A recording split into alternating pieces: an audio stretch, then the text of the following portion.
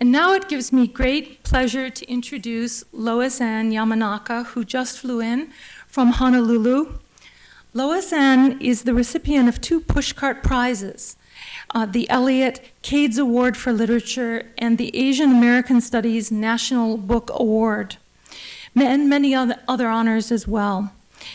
Kirkus Reviews called Yamanaka further evidence that a literary renaissance is brewing out in Hawaii. She is one of the most important writers in helping to bring about a renaissance among Asian American writers in the United States. In her highly acclaimed novels, Wild Meat and the Bully Burgers, and most recently, Blues Hanging, Lois Ann Yamanaka gives us a multi-textured picture of the lives of Hawaiian sugar plantation contract workers and their families, told in their own rich and lyrical pidgin English voices. Please join me in welcoming this evening Lois Ann Yamanaka. We're delighted to have you with us, Lois Ann.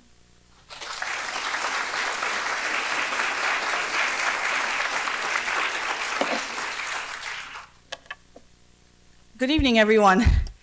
When Janine Cuevas called me and asked me to talk about what the Kiriyama Pacific Rim Book Prize could mean for writers, publishers, and readers as we begin to better understand and empathize with people of different cultures around the Pacific Rim, as well as the issues and concerns we need to face together, all of this in 7 minutes.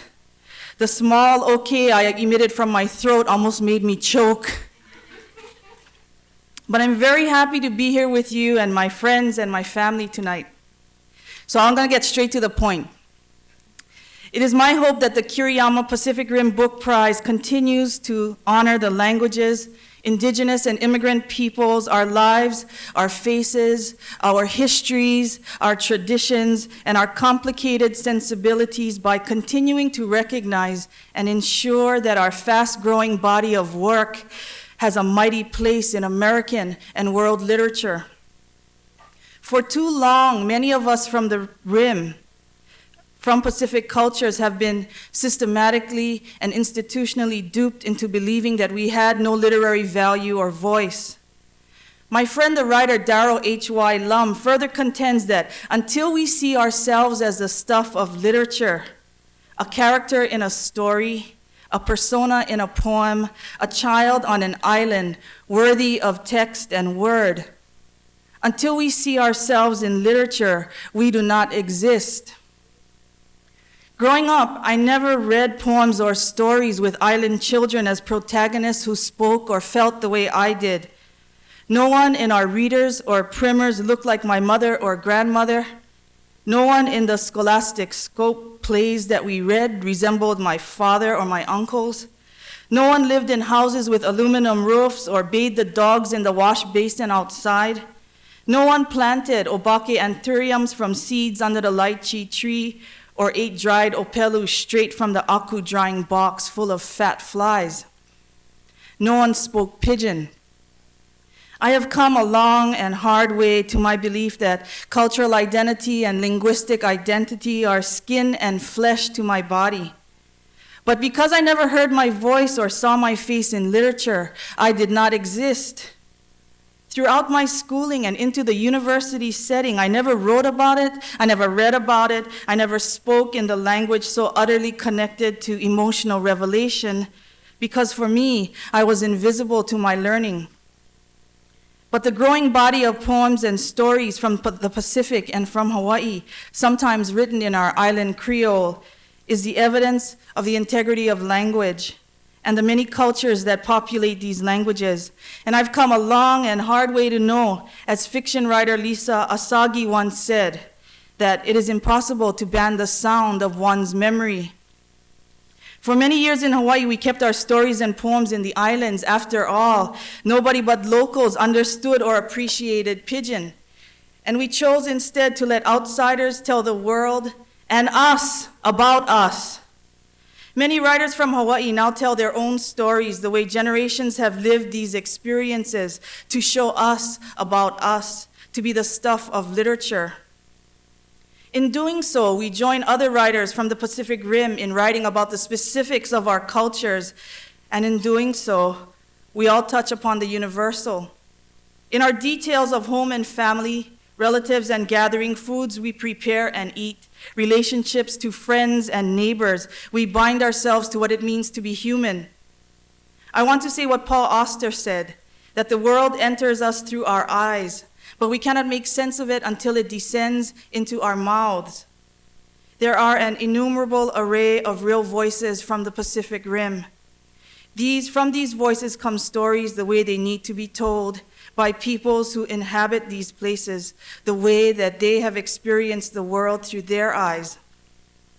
I'd like to say that it is my hope that we make informed opinions before generalizations, and this prize is a testament to that. To read the books before throwing around grand literary political catchphrases like cultural imperialism and cultural appropriation. Book by book, I think we need to form our opinions. And the bottom line is we need to read. I'm saying that we've got enough against us, incredibly complicated, sometimes racist and horrendous histories, all of us. Awards like the Kiriyama Pacific Rim Book Prize begin to help us work toward crashing the massive glass ceiling the publishing industry has over works by people whose places and stories are touched by these waters. It has always been my contention that language is power, language is music, and all of us can only gain from hearing the symphony of voices, one song distinct and resonant as the next. I am an Asian American writer of Japanese ancestry from the islands called Hawaii. The world enters through my eyes, but I cannot make sense of it until it descends into my mouth. From this voice come stories the way they need to be told by this body, the way that this body has experienced the world through these eyes. It is my hope that the Kiriyama Pacific Rim Book Prize continues to honor our voices and our stories. Thank you.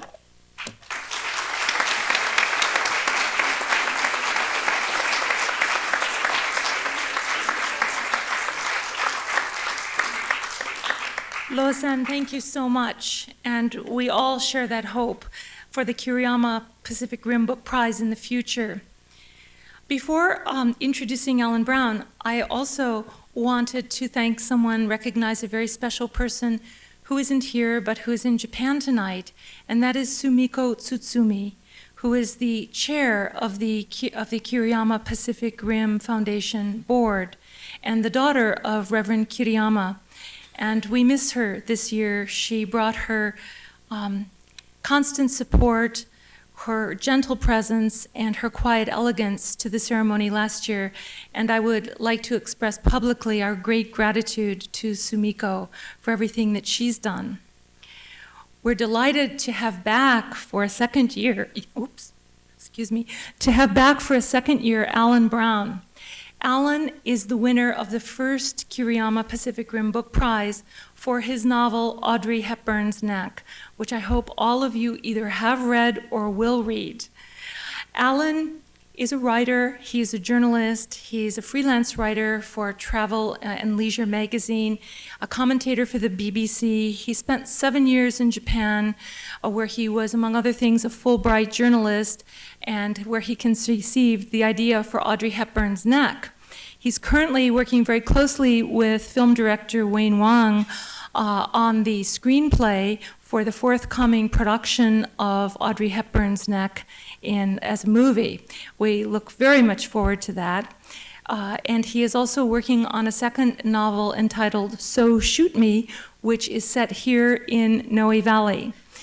Alan, thank you so much for coming back from the East Coast and joining us for the second award ceremony. Alan Brown.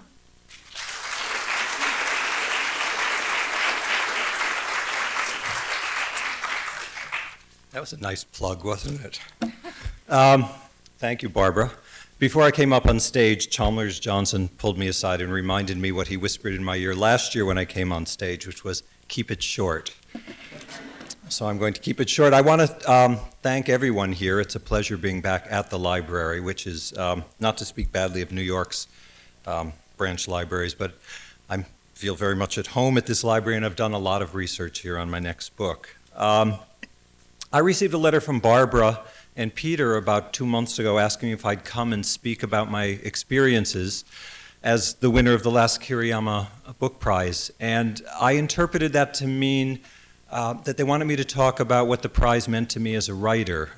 Lois Ann just spoke a lot about the prize. Barbara spoke a lot about the prize in a more general way. But I wanted to talk about it and tell you a couple things about being a writer and what receiving a prize like this means to a writer. I write in a closet, literally in a closet. I have a converted closed closet with no outside window, and that's where I work.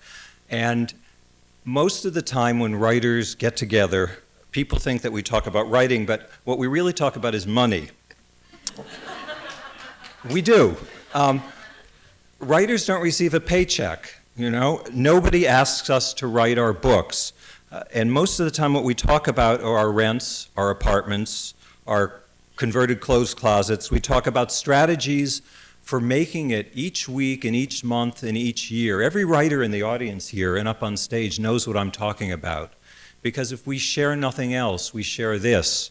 We share the fact that no one's waiting for our books, no one's asking for them, and each time we sit down to write, it's a real act of faith, or in some cases and sometimes foolishness, because we never know if anyone is ever going to read what we write.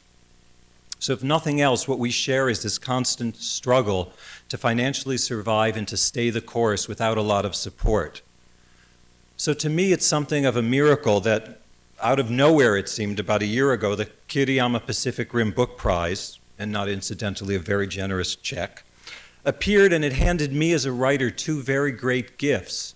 One was a year in which to write, which is something that it's kind of an indescribable thing for a writer, and also the assurance that other people valued what I was writing.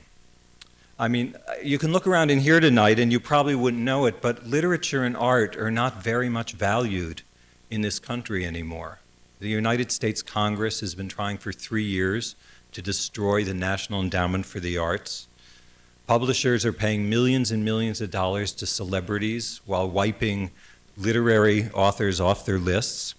And so I think everyone here in the audience, not just the writers, should be very grateful for the Kiriyama Pacific Rim Foundation and to the University of San Francisco Center for the Pacific Rim for bringing us together tonight to honor this year's writers.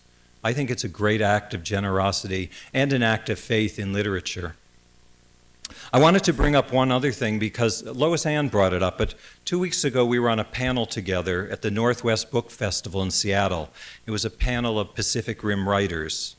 And an Asian American member of the audience stood up and accused me of being, and I quote, a cultural imperialist and a cultural appropriator. He hadn't, it turned out, even read my book, and in fact knew nothing about it. And my only crime to him was that I was a Caucasian American and that I dared to write about the Japanese. Lois Ann, I'm very happy to report, roundly defended me. But Lois Ann herself has been attacked for crossing racial lines in her writing. There are people out there today who believe that one should not write outside of one's own experience or outside of one's own life, and certainly should not cross cultural, racial, and in some cases sexual lines. And I wanted to tell you this because the judges for the Pacific Rim Book Prize clearly understand the folly of this position and have made it their mandate to judge the writing and not the writer, and in doing so speak out against such exclusionary and insular politics. You know, I was reading an article, you've all been reading probably about Bill Lan Li, the Chinese American who was nominated for Assistant Attorney General for Civil Rights, but whose nomination is being challenged by Republican senators. And a colleague of Li's said on his behalf, he is about as fluent as you can get in as many cultures as you can imagine. And I thought, well, what a great compliment to give somebody, and how cultural fluency is something we all need to strive for in today's world. It's no accident that some of the most powerful fiction and nonfiction is being written today by men and women who, in fact, have physically and artistically transcended their native cultures. Eudora Welty once said that it is through art that one country can nearly always speak reliably to another. So for those who would argue that any of the authors here who have written across cultural borders and almost all of us have, are guilty of exploitation or couldn't possibly understand the experiences of someone of another race, the judges of the Pacific Rim Book Prize are sending out a strong message, and that is this: the only way we can possibly understand people whose lives and histories are so far from our own is to write our way into their lives. Thank you.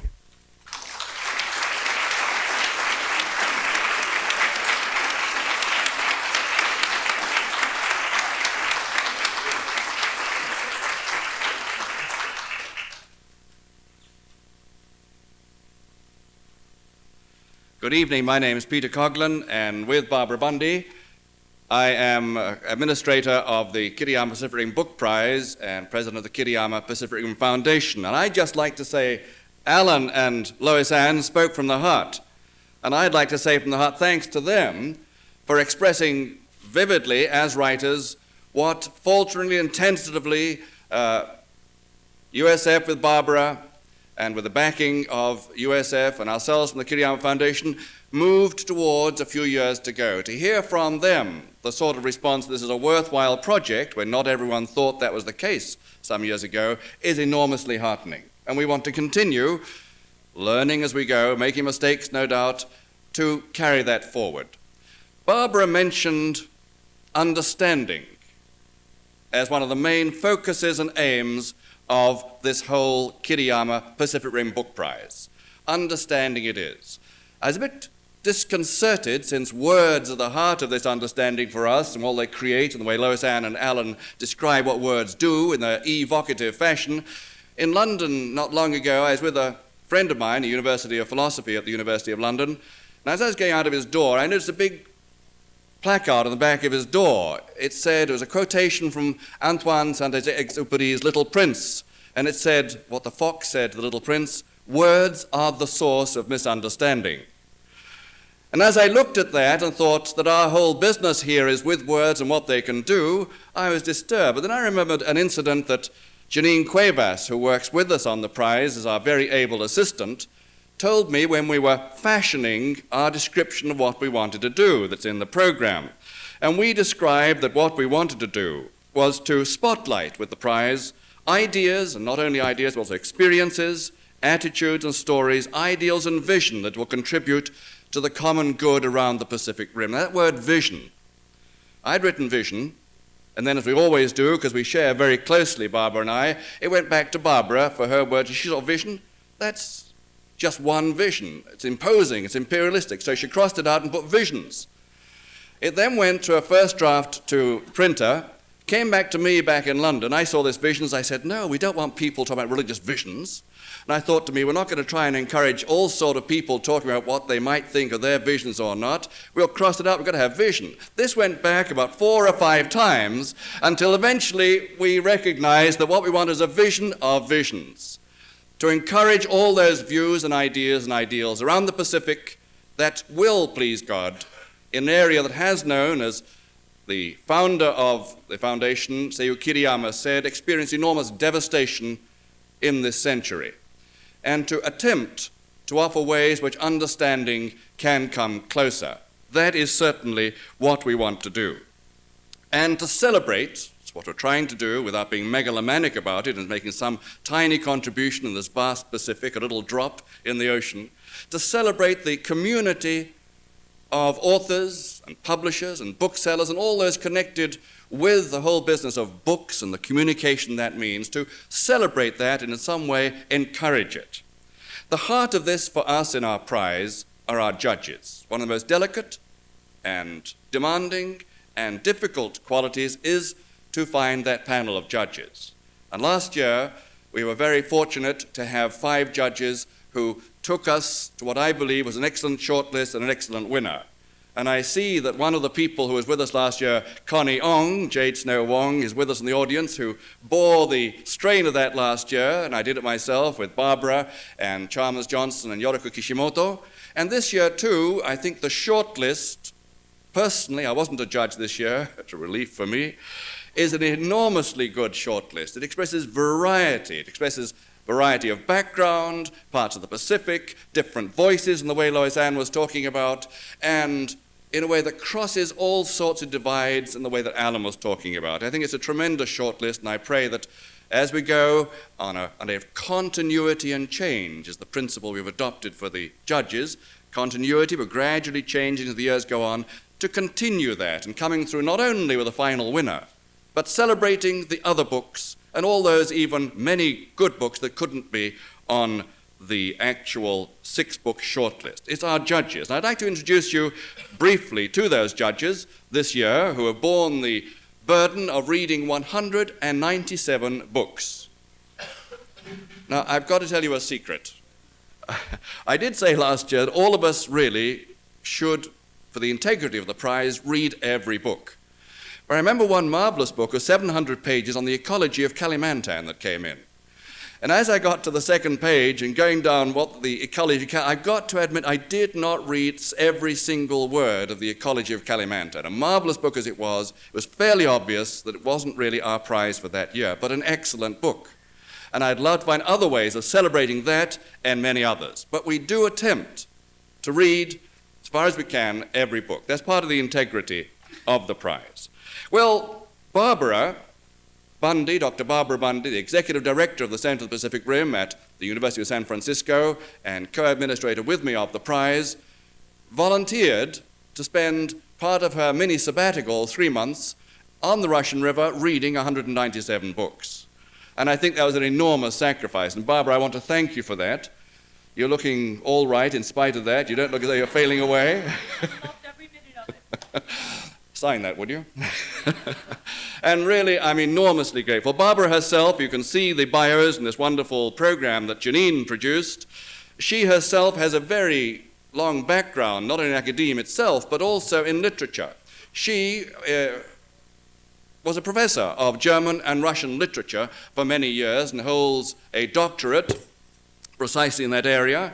She was professor of comparative literature and humanities. She was also taught on the faculties at the University of California's Berkeley and Santa Cruz, but gradually administration drew her in. She became president and CEO of Dominican College over in San Rafael, and now is the founder and also the executive director of that center that from the foundation we work very closely together in every aspect of this prize, and it's been a tremendously positive and fruitful collaboration. We're going to leave on the 16th of November around different parts of Asia, carrying the word of the prize, as Barbara also does her work for the university and all its work with the MA program and the chair that's been established there in the center of the Pacific Rim of the university. At the same time, trying to make the prize felt, and we're going to be looking out for people who could be potentially good judges from other parts. We have financial constraints, we just can't bring everyone from everywhere,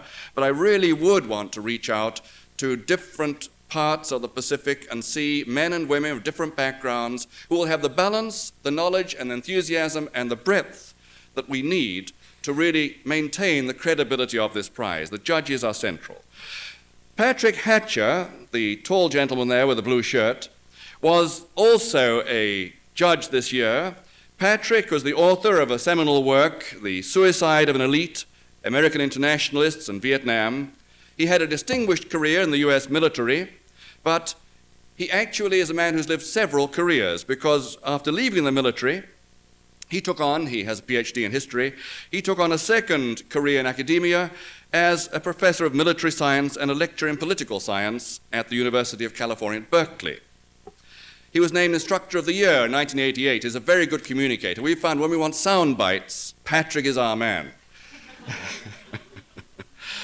Actually, he's also just producing a book that's going to come out in December, and I must plug this or Patrick will be after me.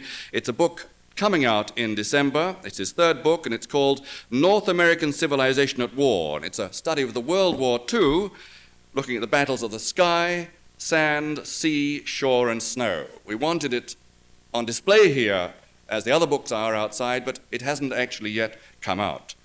Patrick just recently took a Library of Congress group up the Yangtze. And if you see Simon Winchester's book on the Yangtze on the list, you can imagine that Patrick found this useful as he described this Library of Congress tour from the very book. This is what Simon says at this point and Simon says about that. It was good. And he also, you might have seen him, those of you who watch the History Channel of the cable television, he did it's the Love Stories of History, a fascinating series of programs. He did the love story between Josephine and Napoleon. He also did a program on Wellington the Man and Napoleon the Man. That wasn't quite a love story. He is really a man of many parts. Next to him on his left is Rod Mcleod. Rod also has a very distinguished background and career. He is, be careful now, he's a trial lawyer and a very efficient litigator. He knows the Pacific well. He was actually born in the Philippines, even though almost all his life has actually been in the United States and brought up in the States. And he also served in as a captain in the Medical Service Corps of the U.S. Army and in the Peace Corps in Nepal. And he continues to go out into the Pacific on many briefs for his firm, Brobeck, Fleger and Harrison, here in San Francisco. I noticed, and I attended all the meetings of the judges, that he approached the books very much with the approach of a lawyer. I mean, not denigrating the other judges, but if anyone else had quite your grasp of every book, everyone was a sort of brief, and he defended his corner very well. And he and Patrick have very unwisely agreed to come back on the panel of judges next year, and I'm very grateful. Then next to Patrick is Gail Tsukiyama. Gail, as it says here, is well known in San Francisco already as a writer. She currently lectures in the creative writing department at San Francisco State University, and she's very much involved in non-profit art and education programs for school-aged children. But I think Gail would echo Alan's words about a writer, because her vocation as a writer is what's been pulling her more and more to books, but she's aware that she has to make a living at the same time. And there's a tension between that. And the book you'll find outside afterwards, Samurai's Garden, is an excellent book which Gail wrote, and another book's come out in March. It'll be her third, and then she's signed on for 2 more books after that. But she has also agreed to be on the panel of judges next year and to be our chair of judges next year, taking over from Dr. Chalmers Johnson. Gail Tsukiyama will actually be our chair next year. Well, Gail and Patrick were on 2 radio programs over the last 2 days. 1 or 2 of you might, or 3 of you might have heard this, because one of them was actually during the rush hour. It was the National Public Radio, I'm sure many people have heard it, National Public Radio, the KPFA, this morning, and they were talking about the prize and what it meant and the books on the short list. The authors here and publishers will be happy to hear about that on 2 programs which went out. And Patrick commented this morning that since last year's prize winner, the book by Alan Brown, Audrey Hepburn's Neck, that's Audrey Hepburn's Neck, not Alan's, since the book has been made into a movie, the judges have agreed that a condition for this year's winner should be that the book be made a movie and that each judge be given a part in the movie. I sat through the judges' meeting this afternoon with a thought scheme in my mind. Now, would it be as Pacific Islanders, Donald Denoon's book, and Chalmers Johnson and Patrick taking the parts of Pacific Islanders? Or would it be more Chinese opera? You know, these 2 characters singing in Chinese and dancing the dragon dance on stage. I really had an entertaining idea of what part in what movie there will be. That brings me to the Dragon King himself, and that is Dr. Chalmers Johnson. Chalmers Johnson needs no introduction from me. He is known right across the Pacific. I spent a lot of time in Japan, and he's very well known there. And depending on who you talk to, he's either looked on as a saint or the other thing. He is a man who for many years has been active. He also has written several books on China, but best known for his work in relation to Japan. He taught at the Berkeley and San Diego campuses of the University of California for 30 years and held endowed chairs in Asian politics at both of them.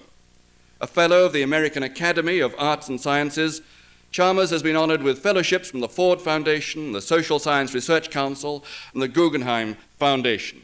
His most recent book, Japan, Who Governs? The Rise of the Developmental State, is just one of a whole series of books and articles which have poured out and continue to pour out. He is at present president of the Japan Policy Research Institute down at San Diego.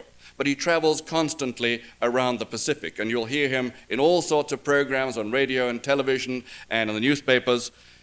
I, and with Barbara, wanted to introduce the judges above all for this reason. I wanted to take the opportunity to thank most sincerely Chalmers Johnson for having been chair of our panel of judges for these first 2 years. He brought to that task an enormous knowledge, enormous experience, and we're enormously grateful that he took the time to do that. It has helped us take off in this launch, fledgling prize. Chalmers' work in that has been absolutely crucial, and I really want to thank him and all the other judges for what they've done, and particularly, as I say, Chalmers in this first 2 years as our chair. Chalmers, to you. Thank you.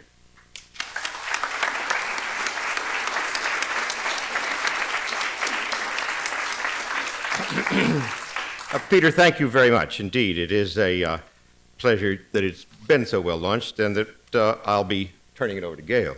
The Kiriyama Prize, has been said, is the first major literary prize to be awarded to books concerned with Asia and the Pacific. It is fitting that it should be sponsored by the Kiriyama Pacific Rim Foundation of Kyoto and by the Center for the Pacific Rim of the University of San Francisco. Both organizations are responsible for serious educational initiatives in response to the huge shift in the balance of power that is underway toward Asia and the Pacific. As Asia evolves into the most dynamic and rapidly growing part of the world, and as both China and Japan come on stage as quite different but equally formidable superpowers, USF and the Kiriyama Foundation have offered real leadership and understanding and adjusting to these developments. In addition to its support for the Kiriyama Book Prize, the Kiriyama Foundation has also endowed a professorial chair in Asian Studies at USF. This is by far the most serious thing a supporter of higher education can do for a university. Equally to the point, USF Center for the Pacific Rim has created an innovative liberal arts curriculum devoted to the countries of East Asia and to trans-Pacific international relations. The splendid program led by Barbara Bundy differs from the overly militarized approach to the region that was all too common during the Cold War. It emphasizes observation and understanding over preconception and ideology. I think I speak for all the judges to say that we are proud to be associated with USF in awarding the second Kiriyama Prize. We look forward to the continuing influence of the prize in the years ahead. Needless to say, the purpose of the prize is to try to mobilize attention to important books on East Asia and to offer a degree of quality control for readers and authors alike in writing about a new area of intellectual interest. Let me remind you once again of the official criterion that the Kiriyama Foundation set for the winner. I quote, "The book that in the opinion of the judges best contributes to greater understanding among the nations and peoples of the Pacific Rim." This past summer, each of the judges, who are all been introduced, read about, well, did they actually read them? 185 books out of the 200 plus entries that were submitted for the prize from publishers around the Pacific Rim and in Europe. Some of these were disqualified because they had been published before or after the time limits of this year's prize, or because the author was dead, or this is not an editorial remark, or because they were postmarked after the deadline. 185 books were enough. This number of entries was almost 50 books more than last year, and an extraordinary display of interest in the prize, whetted no doubt by its generosity, some $30,000 that is to be shared equally between authors and the publisher. One of the reasons for this sharing feature is to ensure that the winner's publisher will promote and translate the winning book and see that it gets distributed around the Pacific Rim. We want our winning book to be read. We also want to signal to English language publishers that their traditional Eurocentric orientation is not necessarily where the markets of the future are located. It is interesting, for example, that this year's Booker Prize in England went to an Indian novelist, Arundhati Roy, for her novel, The God of Small Things. The last books arrived in the hands of the judges in mid-August. Our first shortlist meeting was held in San Francisco on Friday, September 5th. Needless to say, those books that arrived well before the deadline received the most careful readings, which is a word to the wise publisher. At our shortlist meeting, which had to be prolonged into Saturday morning, September 6th, we chose 6 books from which today we've chosen the winner. You already know these 6, and I'm going to say a word or two about each of them in a moment.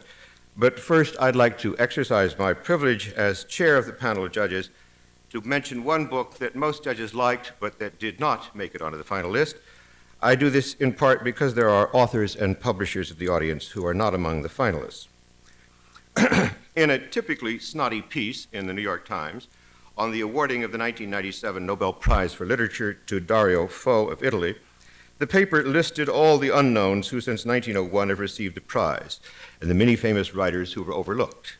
The famous but ignored included Ibsen, Tolstoy, Henry James, Joseph Conrad, Marcel Proust, James Joyce, and Virginia Woolf.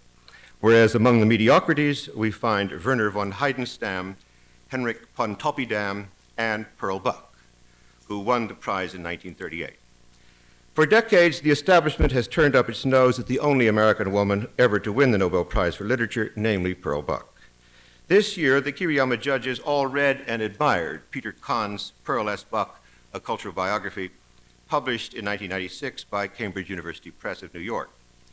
It attempts that most difficult of a biographer's task, the rehabilitation of an overlooked exemplary figure, and does so by detailing the other things that Pearl Buck did in her life, in addition to writing The Good Earth. Kahn does not shrink from analyzing Buck's literary style. As he notes, she preferred episodic plots to complex structures and had little interest in psychological analysis. In addition to all that, she was not a felicitous stylist, and she even displayed a taste for formulaic phrases. Needless to say, none of this endeared her to that vast cultural heartland stretching from the East River to the Hudson. Of course, we have a New Yorker here with us, even in fact. Peter Kahn has written one of the finest biographies any of us has read, and we were deeply impressed that in this day of deconstructionist double talk, an active professor of English at the University of Pennsylvania was still able to communicate with the general public in clear and elegant English. His book would have been on the short list, except that after the short list meeting, it was revealed that the book had been published before the deadline, and that Cambridge University Press not only should not have submitted it, it knew that. The book was therefore disqualified. Let me now turn to our 6 finalists and the winner we've chosen this afternoon. I want to go over with you our 6 finalists and ask the authors and their publishers' representatives to stand and be recognized after I've mentioned their book. After that, Alan Brown will announce this year's winner. I'll go through the shortlist books alphabetically by the author's name. My comments are, of course, my own, but I've tried to reflect the views of all the judges. The first book on our short list of 6 is Lang Cao's powerful novel, Monkey Bridge, published by Viking. The book centers on a Vietnamese mother and daughter who were airlifted out of Saigon in 1975, just days before the Americans lost what the Vietnamese call the American War. In a sense, this is a typical tale of the cultural dislocation experienced by all immigrants and the generational clash between a mother whose mind is still in Vietnam and a daughter who is growing up as an American. But Cao's gift for nuance and detail lifts this novel above the ordinary. She reminds us of many things, including the ability of refugees without papers to reinvent their pasts. For example, a bar girl from Saigon becomes a Confucian teacher after she arrives in Northern Virginia, and how culturally ignorant we Americans were and remain about our former allies. Her powerful ending is sensational, and if anyone from Hollywood is here, let me recommend that you option this book. For a first novel, it's a major debut. The author is a professor at the Brooklyn Law School and has worked on 2 more novels. Could I ask Ms. Cao's publisher's representative to stand, since she couldn't be here? Somebody here from Viking? Good.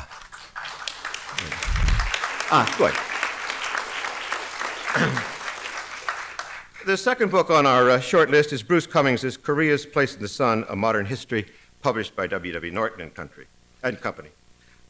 Even as we sit here, the Pentagon has cynically stationed some 37,000 young Americans on Korea's DMZ, so that if the Korean Civil War should reignite, it is certain that some of these Americans would be among the first casualties. The use of U.S. troops as a tripwire is intended to ensure that the U.S. Congress would once again intervene, as it did in 1950, in a situation it truly does not understand. Just as an aside, I myself am a veteran of the Korean War, and I assure you that at the time none of us understood it very well. Meanwhile, Russia and China, the erstwhile supporters of North Korea, have long since given up aiding their client and today have very friendly relations with the regime we are defending in South Korea. Bruce Cummings is this country's widely recognized leading authority on the Korean War. In this volume, he offers us what historical background on Korea we need, while dwelling on the post-war enrichment of South Korea and the evolution of North Korea into what is today an East Asian version of Albania, an authoritarian regime whose people are starving. He explains why the South, which is today twice as populous as the North, is some 22 times richer, but why also the North, for all of its poverty and isolation, still enjoys great political legitimacy. Even though the author calls it a history, this is a lively presentation of views that are normally anathema to the American establishment. The author also includes an utterly fascinating chapter on Americans of Korean ancestry. This is a powerfully revealing book by a non-mainstream American author. May I ask Professor Cummings please to stand up.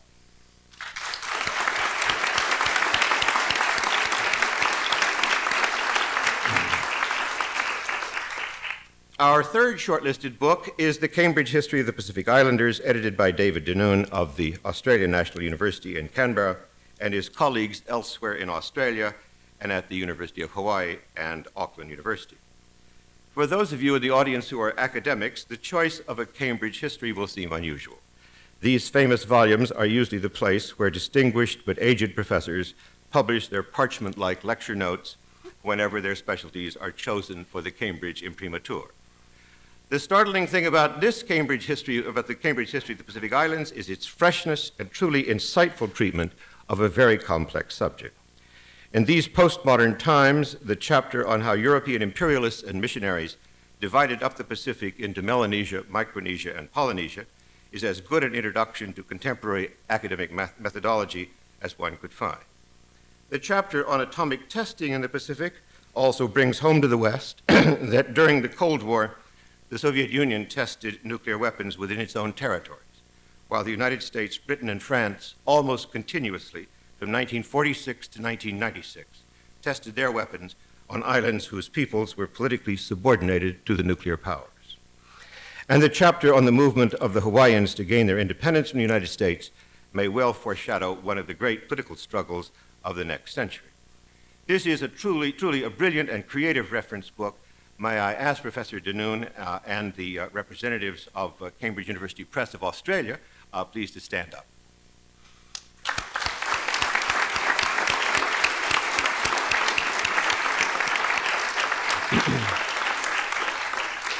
Our fourth shortlisted title is Chinese Opera, Images and Stories by Xiaowang Nai with the assistance of Peter Lofrick. In this year's collection of books submitted for the Kiriyama Prize, there were several beautiful books of photographs. One of these, just to mention one that's not on the list, John Ortner's Where Every Breath is a Prayer, a photographic pilgrimage into the spiritual heart of Asia, published by Stewart, Tabori, and Zhang in New York. Ortner's section on the religion of Bali is by itself one of the most haunting tributes that I've ever seen to these mysterious people. This book would be on the short list if Shou and Lovrick were not in the running.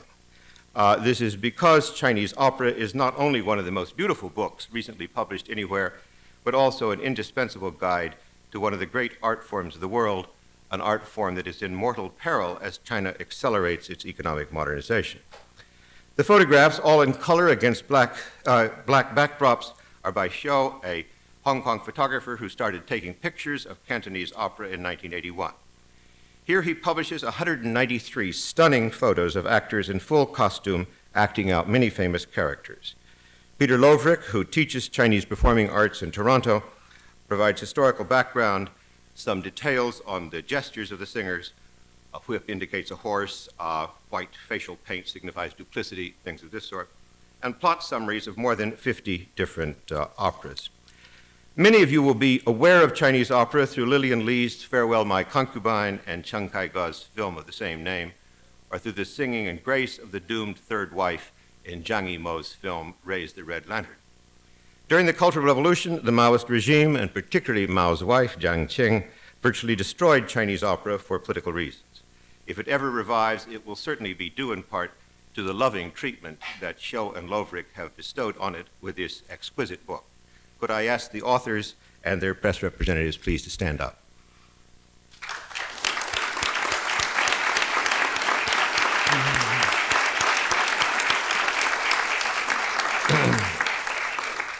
Our fifth entry is Japan, a Reinterpretation by Patrick Smith. This book is a major effort by a leading American journalist to inform the public about something it really needs to know. Let me try to summarize without oversimplifying too much Smith's message. Halfway through the American occupation of Japan after World War II, MacArthur and Company, on the orders of Washington, including George Kennan in the State Department, gave up on their initial project to democratize Japan and shifted instead to the economic rehabilitation of the country. Their purpose was its integration into the American Cold War system. The United States released Japanese war criminals from jail, restored the Zaibatsu cartels, and started Nobusuke Kishi, Japan's wartime minister of munitions, on his way to the prime ministership during the late Eisenhower years. This reversal of the promise of democracy, which the Japanese called the reverse course, led in 1960 to the most violent riots in post-war Japan against the country's alliance with the United States. John Kennedy was so appalled that he sent Harvard professor Edwin Reischauer to Tokyo as ambassador to try to fix things. Reischauer performed brilliantly.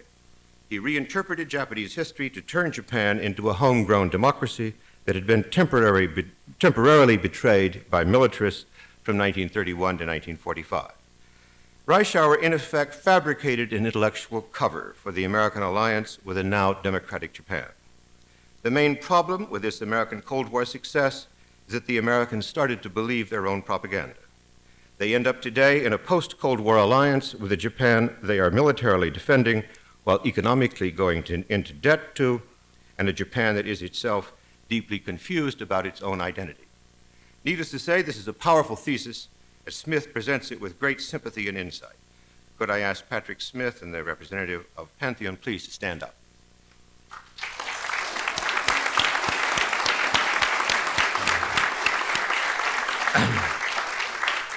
Our sixth book is Simon Winchester's The River at the Center of the World, A Journey Up the Yangtze and Back in Chinese Time. Winchester is a master of that literary genre, the travel book, in which the reportage of the traveler is used to inform the reader about huge blocks of history, culture, literature, the mores of business and daily life, and the feel of a place. His work is reminiscent of the books of Jan Morris, with whom he has collaborated in the past. On this trip, Winchester travels the length of the Yangtze River from its mouth near Shanghai to its headwaters in Tibet. His companion on this journey is an extraordinary Manchurian woman whom Winchester has given the name Lily in order to disguise her true identity and thereby protect her from the Chinese authorities. She was even more interested than Winchester in his travels up the most important river in her own country, and she plays a major role in many of his excursions. For example, in Nanjing, Winchester investigates the depredations in Chiang Kai-shek's capital after it fell to the Japanese in December 1937. Lily's Chinese political instincts and her Manchurian-rooted dislike of the Japanese saved Winchester from many gaffes, since he'd brought with him a pre-war Japanese guidebook to Nanjing, produced by the government railways. As one of his informants says to Winchester, Nanjing is a little like your Irish city Belfast. Looks new on the surface, but below is very different. You can feel it when you stay here long. The people here are all trapped by their city's past, and very bad past it has had. This book is filled with unforgettable descriptions of China from the Three Gorges Dam, now under construction, to Tibet under occupation by the Chinese People's Liberation Army. Once you start this book, you will not be able to put it down. I'd like to ask Simon Winchester or his representative please to stand, but I believe Simon is not here.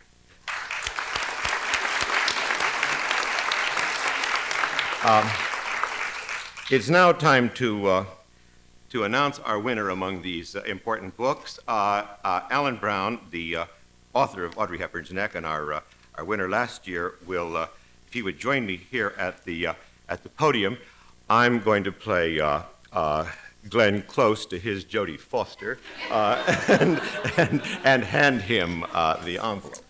Okay. Japan, a reinterpretation by Patrick Smith. Congratulations.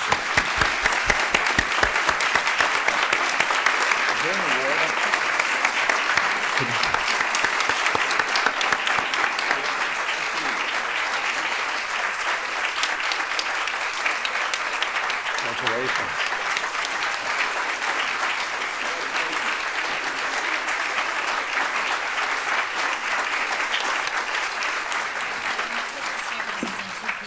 We have here, besides what will be promised later, which is the check that Alan mentioned of last year, there is actually also, which Alan received, it is a beautiful Steuben piece called Partnership, which we chose, the Center of the Pacific Rim at USF and ourselves, because it's based on the idea of a Chinese, Japanese, Korean bridge broadly, and symbolizes partnership and links across the Pacific. And so it's also to give to Patrick. We'd love to give it, frankly, to each and every one of you, especially those who come all the way from Australia, Canada, Hong Kong, and we thank you most sincerely for coming, but can only go to one person. I apologize for that. So it's to Patrick, and if Patrick just say a few words, thank you so much. A pleasure. Thank you very much. That comes off, by the way. Okay.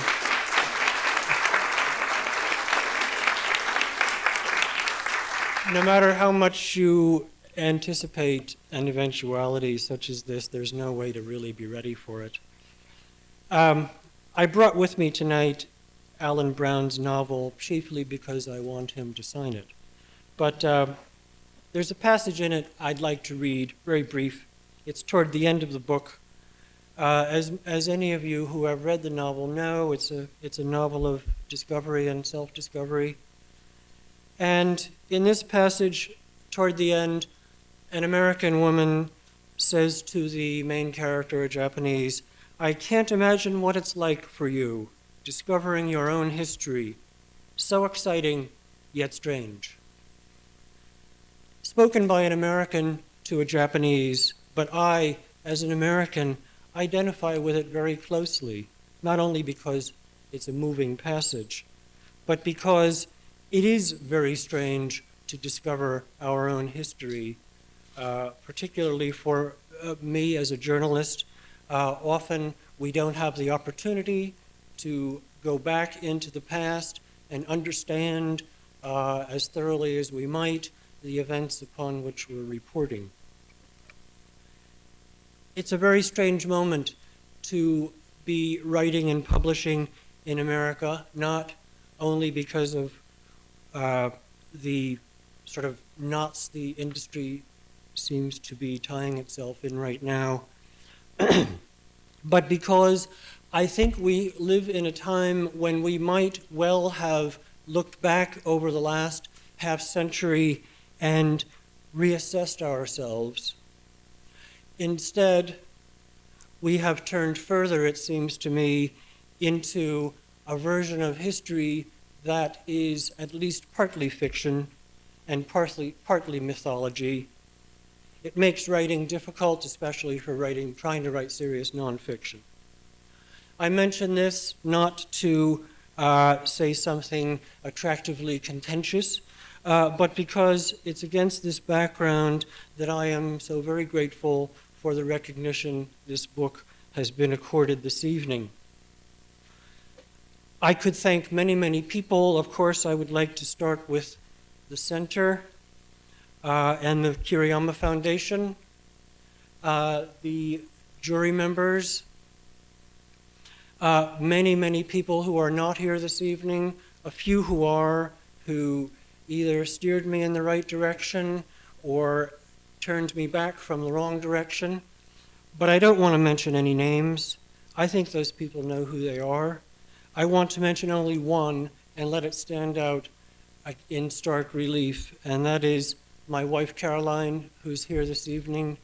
If she were not with me over the last 5 years, I doubt I would be standing here tonight.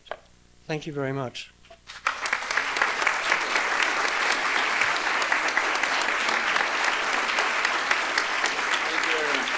Thank you. We'll give you that envelope. Thank you so much And thank you again, all of you who've come from Toronto, from Hong Kong, from Melbourne, from Canberra, from Sydney, closer at home across the States, and which is a huge place anyway, but thank you very much, all of you who come. We'd love to, in some way, give a reward to each of you. And we hope that being on the shortlist will in part be that. And we're going to continue to advertise and make that shortlist known as far as we can as we advertise the winner, and so as to give recognition to each and every one of those books chosen out of 197. And we hope that in some way that will give recognition. Very briefly, you've been extremely patient. There's thanks in the program to many people.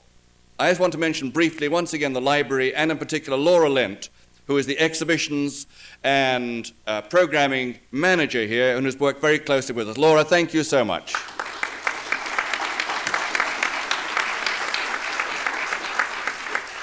And one person, very briefly moving now, standing at the back with that little child, whose name is Janine Cuevas. She is the assistant, the administrator of the prize, and she has been absolutely central to everything that's going on. Her son there, whose name is Dashiell, named after Dashiell Hammett, is actually the guy who runs the whole thing. Janine, thank you so much for this and everything else.